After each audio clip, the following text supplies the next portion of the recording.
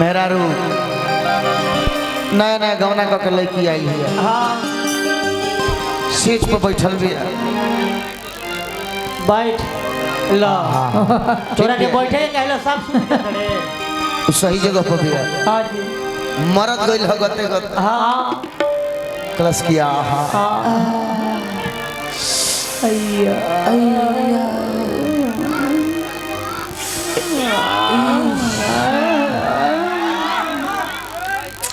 एकदम ऐसा पोजीशन में बाड़ू न हाँ बुझाता कि कब हेलो हेलो हर तरफ भोग पलंग पर साथे हर उड़वला कर दिया। अब एगो ऐसा दिन आवता लेकिन एक गीतिया पूरा कॉल दे। अरे ए राजा अरे चलना हरदियों से दर्दी। लेकिन जखमी भैया लिख दिले वो गाना जड़ा पर कि धीरे धीरे घेरता अरे जड़इया ए रजबनी जा रजइया अरे तो बनी जा रजइया ये सैया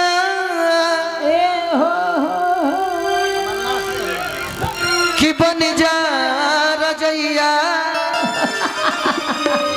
बजाओ भैया कि धीरे धीरे घेरता अरे जड़गिया रहना रे भगिना रूप राजा बन जा रजइया खुशिया ओ खुशी धीरे धीरे घेरता जड़गिया राजा बन जा रजइया।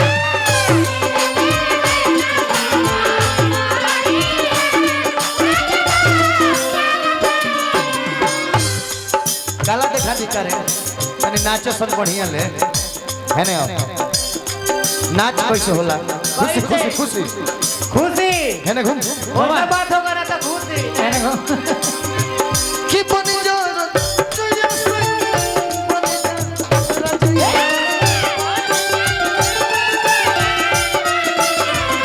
ए राजन कहन ना हो धीरे धीरे घेरता धीरे काबेया तू मत भूलिए हले काहे मैदान मत छोड़िए धीरे धीरे घेरता जड़इया राजा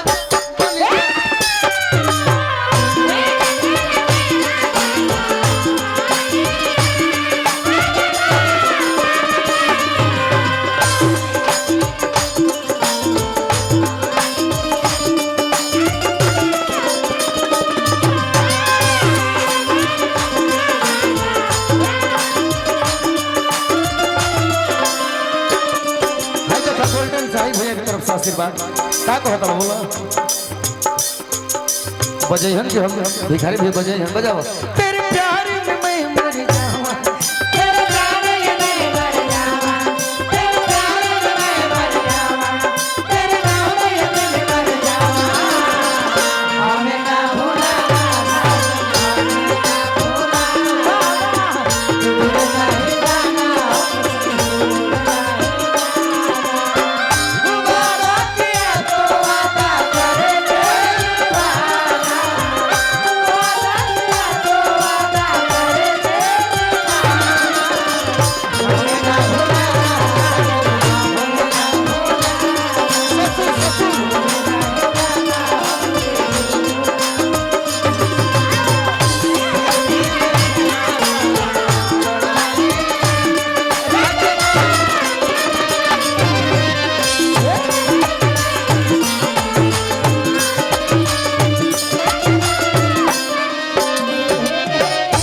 तने अब के मुर्गी मारो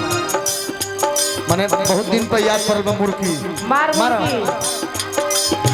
कि पहिला मिलन भैया टी अरे रे जानता नहीं क्या नहीं मैं रहते का है बात बादामा ये चलते रहे पैंट नहीं कर गए तनी बढ़िया मार घूम के मार जैसे ये मार चलते नहीं मैं हर तो पहिला मिलो होई आवे तो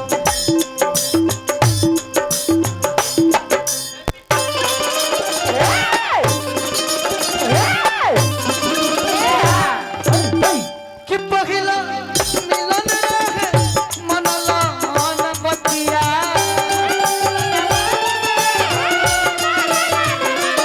रात भर उताई देला जवनिया के अतिया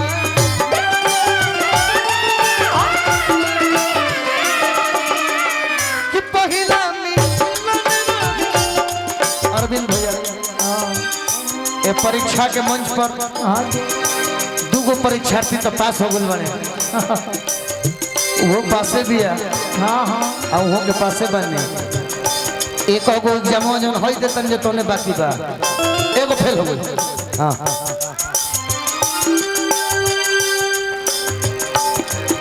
और एगो बात और बात है काव्या के सुर में सुंदरता पहले से खूब सुधर झलकता ये गोलू कहले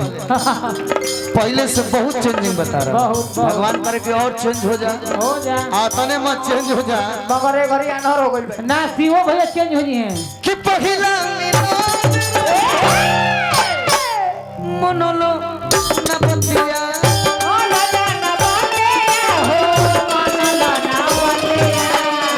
रात भर उताई दे जवनिया के अतिया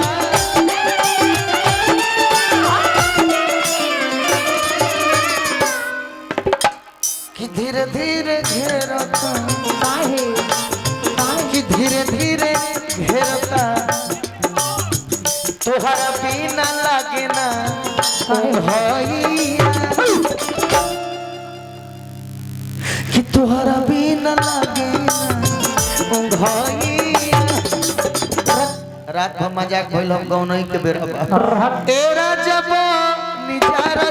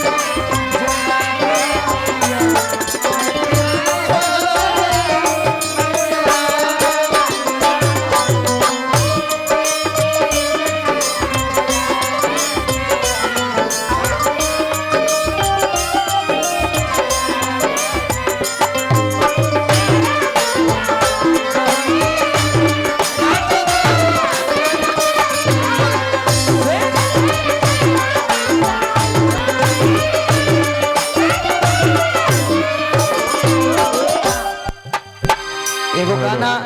एगो छोटा लड़का लिखल का